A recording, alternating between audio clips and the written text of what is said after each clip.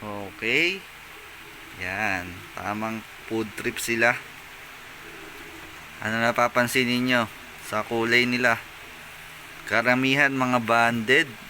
Banded cuties. Ito dalawang tricolor.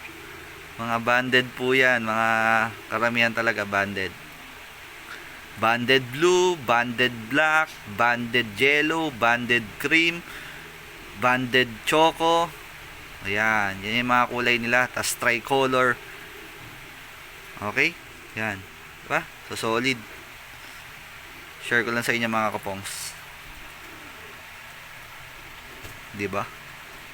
Yung mga ganyang hamster pagka tititigan mo pagkagising mo sa umaga, after mo mag-almusal, kunya rin nakapagkape ka na, nakapagtinapay, tapos pupunta ka sa hamsteran mo.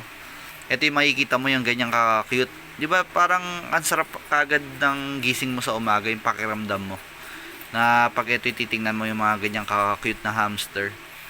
Kaya ang dami talaga nag-aalaga eh. 'Di ba? Nakakawala siya ng stress. Nakaka-good vibes kagad ng umaga mo. Yan. 'Di ba? Kumbaga hamster is life. 'Yon. Pag natutunan mo mag-alaga ng hamster, di mo na maiiwasang mag-breed ng mag-breed, lalo na kung mga ganyang kulay yung ilalabas. Mas marami pa pong mga magagandang kulay na pwedeng ilabas yan. Ang pinakamaraming kulay yung mga golden hamster, mga GH. Yun po yung pinakamaraming kulay na pwedeng ilabas sa Syrian. Sa TBH, saktuhan lang po siya. Yung mga teddy bear hamster. Pero yung mga golden hamster, sobrang solid po ng mga nilalabas na color niyan, mga pattern. Marami akong project na ilalabas na iba't ibang kulay ng golden hamster. I-share ko po sa inyo. Yan. Ito lang, mga solid na, diba to? Yan, gaganda niyan, diba?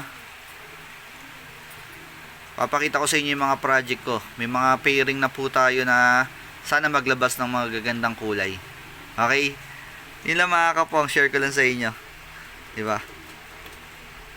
Ini-inspire ko lang po kayo na mag-alaga rin ng hamster para kumbaga kung mga problemado kayo, pagod, stress, ito lang pampawala ng mga yan.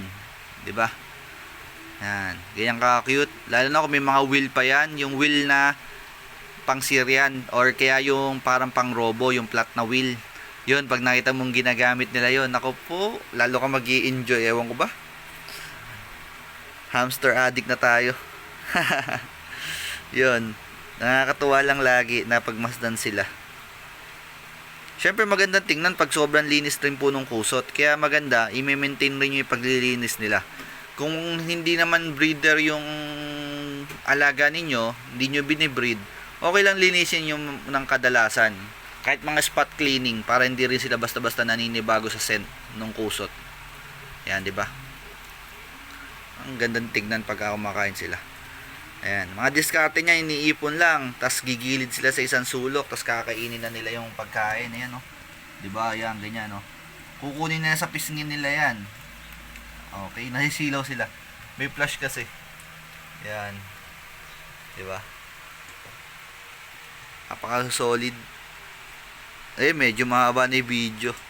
Popost ko na lang ulit sa YouTube to saka sa Facebook po namin. Si-share ko lang sa inyo. Okay? Para ma-inspire po kayo mag-alaga ng hamster. 'Di ba? Okay? Yun lang. Peace out, gang gang.